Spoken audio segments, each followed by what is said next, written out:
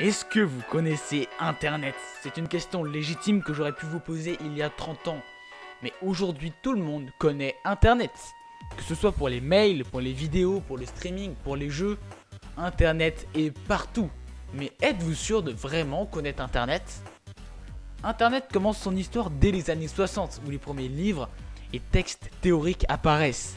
En 65, Lawrence G. Roberts et Thomas Merrill testent la première connexion informatique à longue distance, avec succès.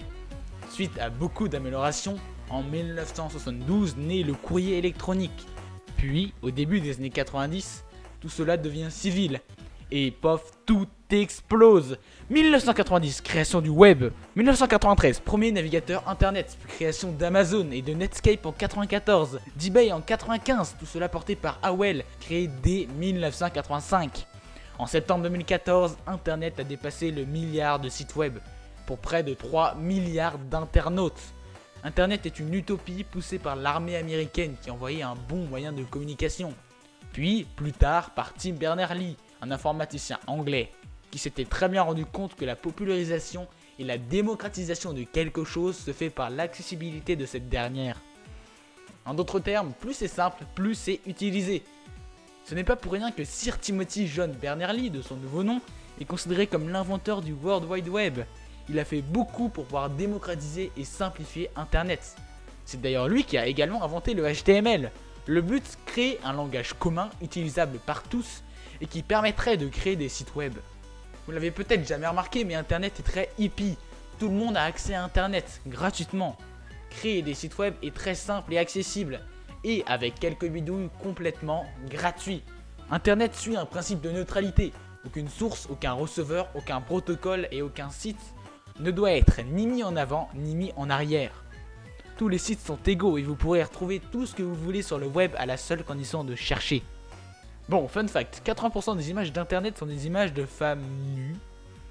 La première webcam a été inventée à Cambridge et son unique but était de surveiller le niveau de la machine à café. La Chine emploie 300 000 personnes servant uniquement à redorer le blason du Parti communiste chinois. Et le premier site web créé est encore en ligne et on peut encore le consulter. Lien dans la description. Le Deep Web et le Dark Web sont très connus mais assez mal vus, les deux ne sont pas à confondre. Le Deep Web correspond à toute la partie d'Internet non indexée. En d'autres termes, si on les recherche sur Internet, on ne les trouvera pas, à cause de leur format, à cause de leur langage ou tout simplement pour empêcher d'y accéder. Il faudrait voir le Deep Web un peu comme une vidéo non répertoriée. Elle est là mais impossible de la trouver sans avoir le lien direct.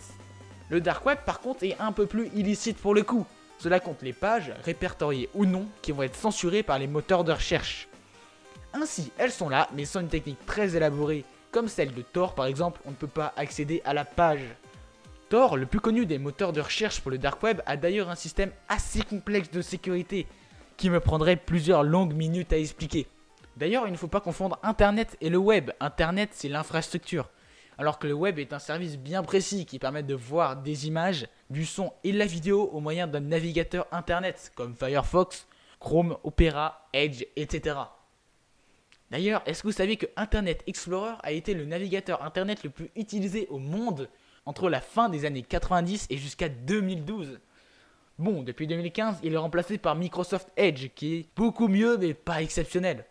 Par ailleurs, est-ce que vous saviez que la définition originelle du mot hacking, c'était bidouiller et expérimenter pour le plaisir avec, par exemple, John Draper qui avait créé un sifflet qui avait la même tonalité que le réseau téléphonique américain, ce qui lui permettait en sifflant de le combiner, d'appeler gratuitement à longue distance. Des exemples comme ça, il y en a plein et ils sont très loin de ce qu'on peut penser des hackers aujourd'hui. Un hacker, c'est quelqu'un qui bidouille pour arriver à ses fins. Et il y a des bons et des mauvais hackers que l'on reconnaîtra par la couleur de leur chapeau. Un chapeau blanc signifie un bon hacker qui va signaler les failles au constructeur pour se faire un peu d'argent. Un chapeau noir va exploiter ses failles pour se faire de l'argent.